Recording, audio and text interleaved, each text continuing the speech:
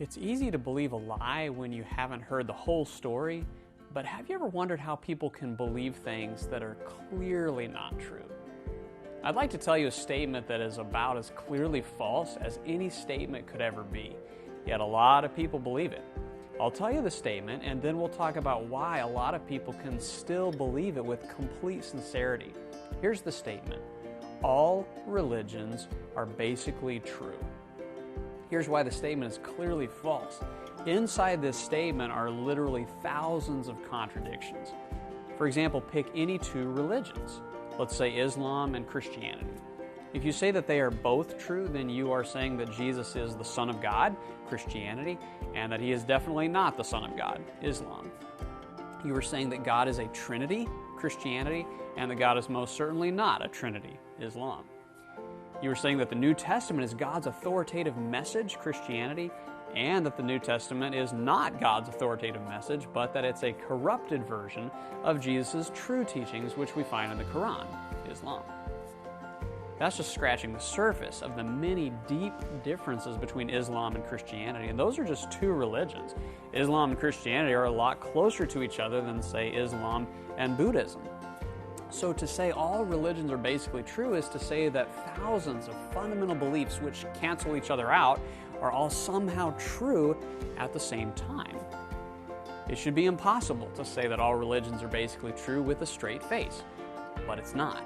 Lots of people believe it very sincerely. In fact, some people believe it so passionately that when they meet someone who believes Christianity is the only religion that accurately tells us the way of salvation, they get angry. Now, there have been people who have tried to show that it's not a contradiction to say that all religions are basically true. The most famous of these religious pluralists was the late John Hick. Hick started with the belief that we can't really know anything about God. All that we can know about God are our experiences with God, not what God is really like. Therefore, according to Hick, when someone talks about God, they're really only talking about their experiences with God. And a Muslim's experience with God may be different from a Sikh's experience with God, which will be different from a Christian's experience with God, which will differ from a Hindu's experience with God. Even though their experiences will be different, you can't really be wrong about what you experience.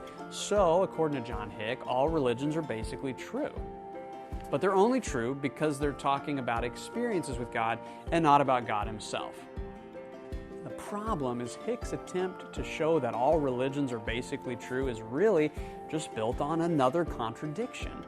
You could only say, I can't know anything about God, if you have some knowledge about God, namely that God exists and that he's unknowable. And if you ask, why do you think God is unknowable? You'll get more answers, like, well, God is unknowable because God is so transcendent and so ultimate and so boundless, and that's why we can't know anything about him. Well, then it turns out we know at least 5 things about this completely unknowable God. God exists, he's transcendent, he's ultimate, he's boundless, and number 5, he's completely unknowable. Again, to say I can't know anything about God, and so all religious teachings are really just teachings about our own experiences, and therefore all religions are basically true, all of that is based on yet another contradiction.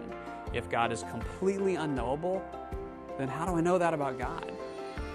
The truth is, if there's a God, then there is absolutely no reason that we couldn't know truth about God, especially if God revealed himself to us, which is precisely what God did at creation. Romans 1 verse 20 says, for his invisible attributes, namely his eternal power and divine nature, have been clearly perceived ever since the creation of the world in the things that have been made. God has revealed himself to us in creation. And I believe that revealing himself to us is precisely what God did by sending Jesus Christ.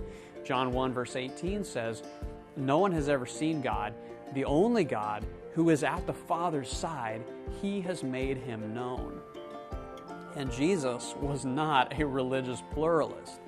Jesus claimed to be the way, the truth, and the life. He said, no one comes to the Father except through me. John 14 verse 6. And Jesus' followers were not religious pluralists. When Jesus' apostles were persecuted for preaching about Jesus, Peter responded in Acts 4, verse 12, "There is salvation in no one else, for there is no other name under heaven given among men by which we must be saved." It is not the teaching of the Bible that all religions are basically true. And I've studied numerous religions, and it is not the teaching of Islam that all religions are basically true. It's not the teaching of Buddhism that all religions are basically true. Even a religion such as Baha'i, which attempts to bring all religions together, still makes truth claims about God, which it teaches are truly true. The idea that all religions are basically true involves thousands of contradictions, plus it contradicts the teachings of the very religions which it claims are basically true. So why do intelligent people believe that all religions are true when that involves believing thousands of contradictions? Here's why. They have come to assume that the point of religion is to help you get through this life. Want a better marriage? Religion can help. Want to be a kinder person? Religion can help. Want inspiration for your mundane moments? Religion can help. Want safety for the upcoming trip or good weather for the upcoming holiday? Religion can help. It is true that most days people are just looking to make it through life. Life can be stressful, confusing, lonely, and dark. We can all use help making it through. And it is true that you can probably find facets of any religion that can help you cope in various ways. You'll find ethical principles and stress-reducing techniques all over the religious map. There's no question whether Christianity helps people get through life. It certainly helps me get through life, and I'm thankful it does. But that's not all Christianity is meant to do. Christianity also teaches about who God is, what lies beyond this life, how to receive salvation. Let's say that there's a church whose minister teaches only about the ways Christianity helps us in this life. The preacher doesn't really talk about heaven and hell or the need for salvation. Rather, it's all about reducing stress, cultivating virtue, and achieving personal success. But if the point of religion is all about helping us get through this life, then don't all religions do that in some way? When a church focuses only on living a better life today, that church is opening its members up to accepting one of the most glaring contradictions ever invented, that all religions are basically true. To think rightly and biblically, let us lift our eyes higher than this temporary and shadowy life. If then you have been raised with Christ, Paul writes in Colossians 3 verse 1, seek the things that are above, where Christ is, seated at the right hand of God.